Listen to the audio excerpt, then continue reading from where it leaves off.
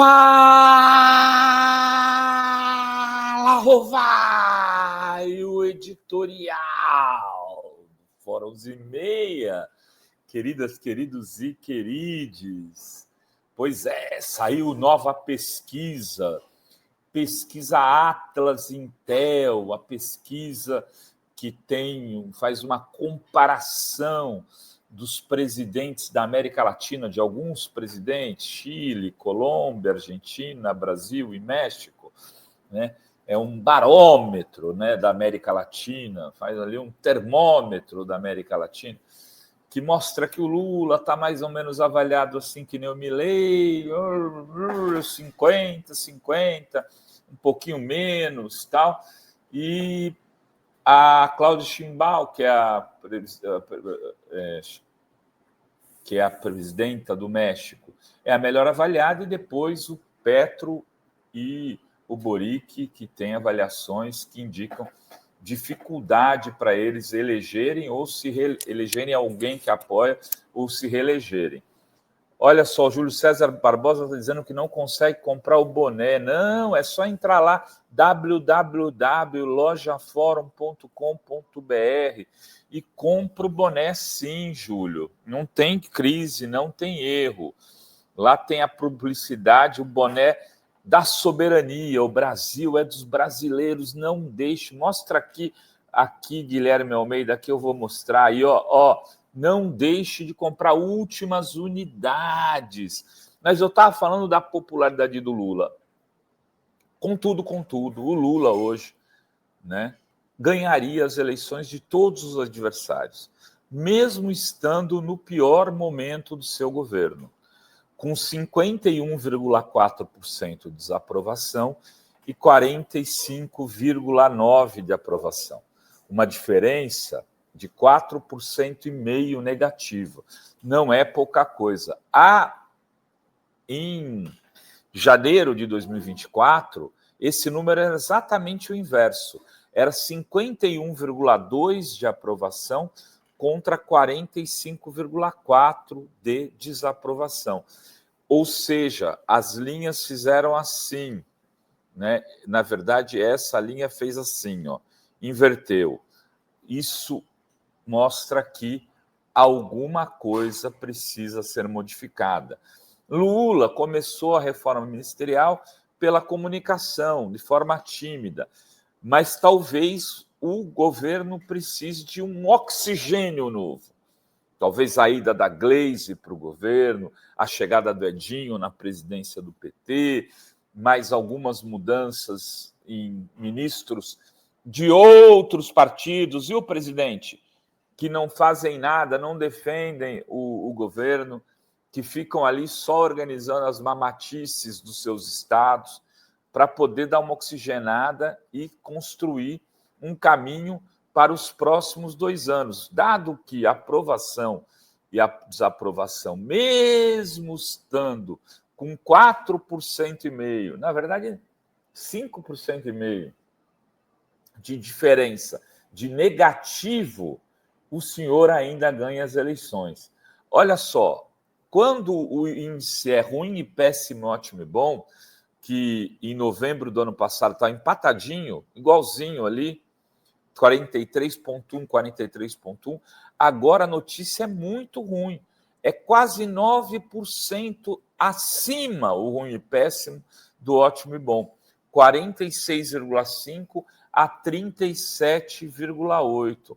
Vou até mostrar aqui para vocês na tela, para vocês verem como o gráfico é ruim para Lula, né? Não dá para fazer de conta, ó, a mudança aqui é grave, não dá para fazer de conta que está tudo bem, que está tudo legal.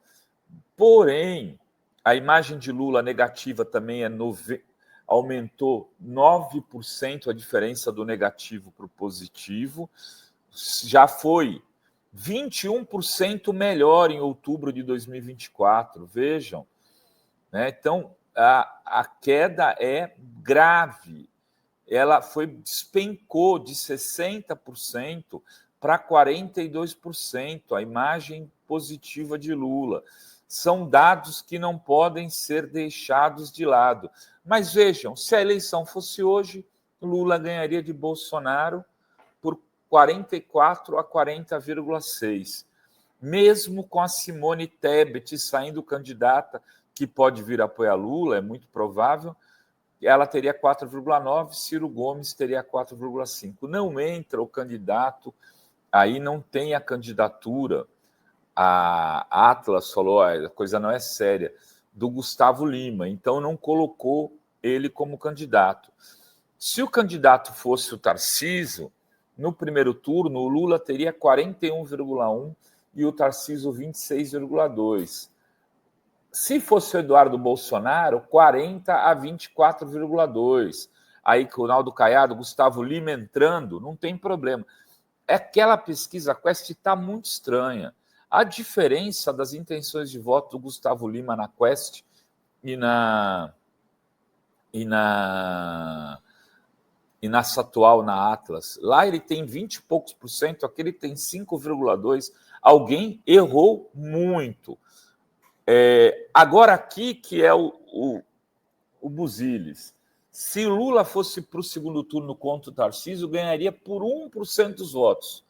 45,7% a 44,7%. Se fosse contra o Bolsonaro, ganharia por 3% dos 4% dos votos. 47,6% a 43,4%. O Bolsonaro, gente, já é um candidato pior que o Tarcísio para o bolsonarismo.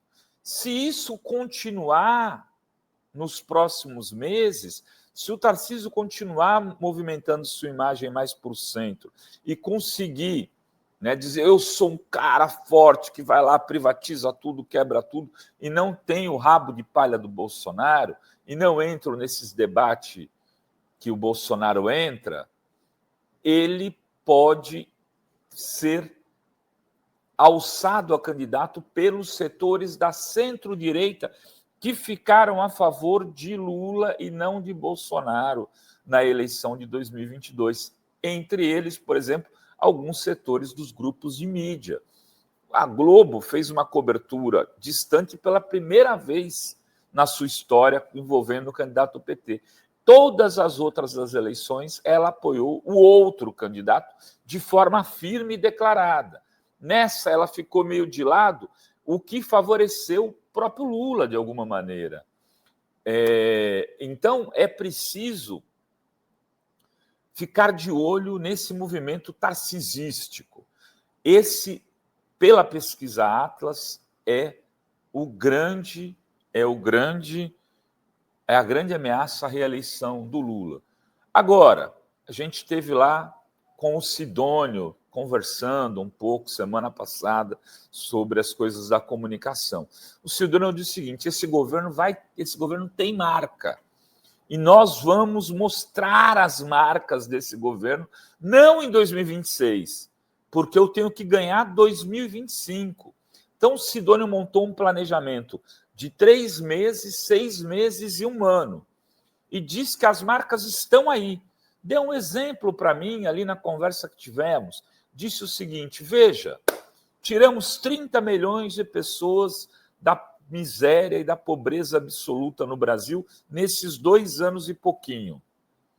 30 milhões em 2 anos significam 1,5 milhão de pessoas por mês, que dividido por 30 significam 50 mil de pessoas por dia. Aí diz o Sidônio, 50 mil pessoas por dia, Rovai, é um Pacaembu saindo da pobreza e da miséria no final de um campeonato.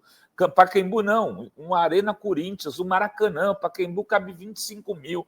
É um Maracanã saindo, né, lotado todos os dias da pobreza e da miséria. Isso é marca em qualquer lugar do mundo, mas precisa construir essa marca. E ele diz que vai construir. Diz que vai construir a marca, por exemplo, do Mais Médicos. A Ministério da Saúde dobrou o número de médicos no Sistema Único de Saúde, no SUS. Antes tinha um, agora tem dois. E não teve marca, como se isso não é marca? Então, o governo vai fazer, e a gente espera que dê muito resultado, a disputa da comunicação. Vai para dentro na disputa da comunicação e vai defender aquilo que fez e construir marcas que ainda estão em processo ali de construção política, de construção de realização. Será que o Lula está no pior momento da história desse seu terceiro governo? Se isso for verdade, os resultados, a previsão para 2026 é muito boa. Afinal de contas, no seu pior momento, Lula ainda ganha de todo mundo. Era isso que tínhamos para hoje neste Fala Rovai. Beijos e beijos a todas, todos e todes.